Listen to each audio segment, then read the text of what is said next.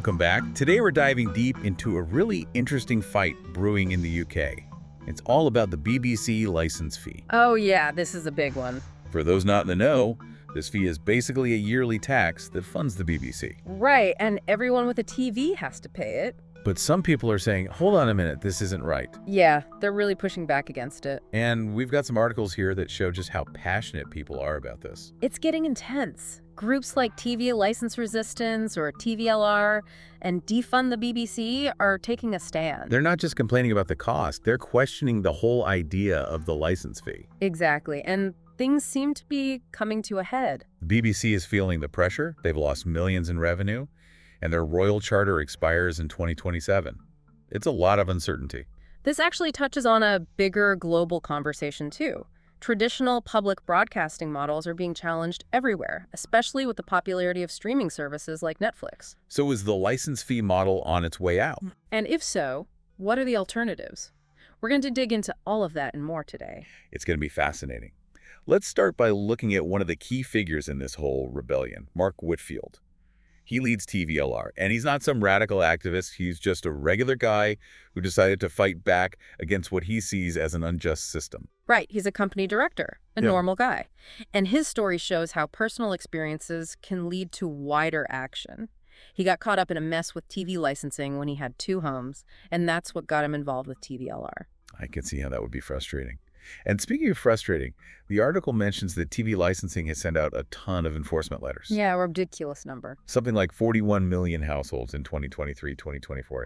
That's a 13% increase from the previous year, and these letters sound pretty scary, using terms like enforcement officers, criminal offense, even this weird INA 0101 code. It almost feels like intimidation tactics. It's definitely a strong-arm approach, but to be fair to the BBC, they've lost a lot of money. They reported an $80 million drop in license fee revenue, so they might be cracking down because of their shrinking budget. I guess that makes sense, but it still raises questions about fairness and transparency, especially with the increased use of the single justice procedure. Ah, yes, the SJP. What exactly is that? It sounds a bit dodgy. Well, it's basically a streamlined court process for these license fee evasion cases. Cases are often handled behind closed doors without much public scrutiny. So people might plead guilty just because they don't understand the system or can't afford a lawyer? Exactly. Whitfield is concerned that it puts vulnerable people at a real disadvantage. And the article mentions some stats from the Ministry of Justice. Over 34,000 prosecutions for license fee evasion in 2023. Wow, that's a lot. And most of them were handled under this SJP. That's right. And here's another layer to this. Streaming services have made it much harder to track who's watching what. It's a real headache for the BBC's traditional enforcement methods. Which brings us to another group shaking things up. Defund the BBC. They're not messing around. They want the license fee gone, period. They argue that in today's world of streaming, the BBC just isn't delivering value for the money. Yeah, they said the BBC is failing to retain viewers and deliver value for the license fee. That's a pretty bold statement. So what do they propose instead? They want the BBC to switch to a subscription model like Netflix or Amazon Prime. Interesting. That would certainly be a radical change. I mean, the license fee makes up over 2/3 of the BBC's income. That's right. But their point is that as more and more people ditch traditional TV for streaming, that revenue stream is going to keep shrinking anyway. That's true. It seems like the BBC has some tough decisions to make about its future. There has been talk about extending the license fee to cover streaming services. Oh, yeah, I've heard about that. But that seems like a logistical nightmare. Trying to enforce that across every streaming platform, it would be chaos. Total chaos. And Whitfield agrees. He called the idea an unnecessary overreach. He doesn't think it's practical at all.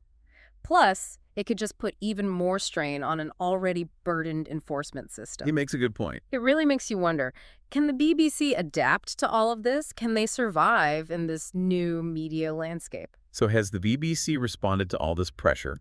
Have they addressed any of the concerns that have been raised? Well, they put out a statement, defending their current practices. They say they're just following the law, upholding their duty as a public service broadcaster. But is following the law really enough here? Especially when you consider that single justice procedure thing, the law itself seems to be part of the problem. Yeah, that's a good point. And it'll be interesting to see how the BBC handles this moving forward. They did mention something about a public engagement exercise coming up soon. They want to get input from viewers on the future of the BBC. That's a start, at least. It sounds like a good chance for them to really hear what people are thinking, especially those who feel let down by the current system. Mhm. But the BBC is definitely in a tough spot. They need to keep the public on their side and justify that license fee, but they also have to change with the times to stay relevant in the age of streaming. Yeah, they're walking a tightrope. It's a tricky situation, and it puts the government in a difficult position, too. They have to decide whether to stick with the license fee, try something new, or maybe even just let the BBC become completely commercial. Right, like a private company. Exactly. And that decision has huge implications for British media and culture. It really makes you think about how the relationship between media and audiences is changing. It's not that passive consumption model anymore. Viewers want more control, more choice, and instant access to whatever they want to watch. And the BBC, with its long history and traditional ways, seems to be struggling to keep up. It's like watching a giant ship try to make a U-turn in a tiny canal. The BBC is this massive institution, and changing direction is not easy. It takes time. Absolutely. And it's not just about keeping up with technology. It's about fairness. The license fee model feels really outdated, especially considering how people actually watch things these days. Forcing everyone to pay whether they even watch BBC programming or not feels like a relic of the past. I see what you mean. It does seem kind of out of touch with the way people consume media now. Right. And the arguments that groups like TVLR and Defund the BBC are making really highlight the need for a different approach, something that reflects how diverse viewing habits are now and how people want more choice and control. This whole situation just shows how important it is to have a serious conversation about what public service broadcasting should look like in the future. What does it even mean in the digital age? And how should it be funded? That's the real question, isn't it? The license fee, the way it is now, doesn't seem like it can last. But finding a good alternative is a real challenge. It's going to be tough. But it's not just about entertainment. It's about access to information, different viewpoints, and holding those in power accountable. It's about what kind of society we want and what role the media plays in that. You're absolutely right. That's what makes this whole deep dive so interesting. It's not just about the BBC or the license fee. It's about the basic principles of a democratic media system. How do we make sure it survives in a world that's constantly changing? This deep dive has definitely given me a lot to think about. Yeah. Before we wrap up, I wanted to mention something that really stuck with me. Mark Whitfield's story, how his own frustration with the license fee led him to get involved with TVLR. Yeah, that's a great example. It reminds us that these issues aren't just abstract debates. They affect real people's lives. Exactly. Real people are dealing with the consequences of these policies and systems. It's easy to get caught up in the big picture, the economics of it all, the legal arguments. But at the end of the day, it's about people. People who are struggling financially, people who feel like they're being unfairly targeted, people who just think the system needs to change. Whitfield's story really brings that human element to the forefront of this whole debate. It shows why this matters. It's not just about principles or theories. It's about the real experiences of people trying to navigate a system that can be very confusing and even feel like it's punishing them. And the fact that someone like Whitfield, a regular person, felt like he had to take a stand says a lot about how frustrated and disillusioned people are with the way things are. It makes you wonder how many other people are out there, Like Mark Whitfield. just quietly frustrated with the whole license fee situation. Right. And think about those people facing prosecution under the single justice procedure. Their stories are important too. Absolutely. Their experiences really show us where the system might be flawed or unfair.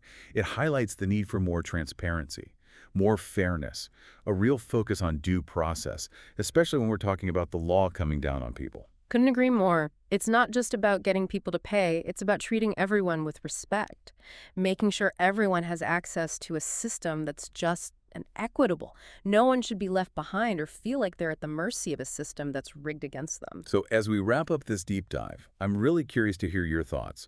What stood out to you the most from everything we've discussed? What are you hoping for, or maybe even worried about, when it comes to the future of the BBC and public service broadcasting in general? That's a great question. Here's something to think about. Whatever happens with the license fee in the UK, the challenges the BBC is facing, it's all part of a much bigger shift in how we consume media globally. Streaming, personalized content, on-demand access. It's a whole new ballgame. And this new landscape brings both incredible opportunities and serious risks for traditional media models. It's a fascinating time to be observing all of this unfold, really. It really is. So it's not about clinging to the past. It's about actively shaping the future. Yeah. A future where public service broadcasting is still relevant, accessible, and valued by audiences. We need to find a way for it to adapt and thrive in this new media environment, but without losing sight of the core values that make public broadcasting so important in the first place. And that's a challenge that goes way beyond the BBC. It's a global conversation. Do we want a media landscape that's controlled by commercial interests, driven purely by profits? Or do we believe that independent, publicly funded media is important? Media that serves everyone, not just those who can afford to pay. The choices we make today will have a huge impact on how we access information, entertainment, even how we have democratic discussions in the future. It's something we all need to be thinking about. It's a lot to consider, but that's what deep dives are all about, right? Getting us to think critically, to engage with these complex issues that are shaping our world. It's about asking the tough questions and searching for answers together. Absolutely. So keep exploring, keep questioning, keep diving deep into the topics that matter to you. That's how we learn, grow, and make informed decisions about the world around us. Well said. Thanks for joining us on this deep dive. It's been a journey. We've uncovered the history, the controversies, the arguments, and we've even gotten a glimpse into what the future might hold for the BBC license fee. Hopefully you've come away with a better understanding of this complex situation and its wider impact on the future of media, not just in the UK, but everywhere. And maybe even a few new questions to ponder. Because the pursuit of knowledge never really ends, does it? So true. Until next time, stay curious and keep those minds engaged. We'll see you on our next deep dive.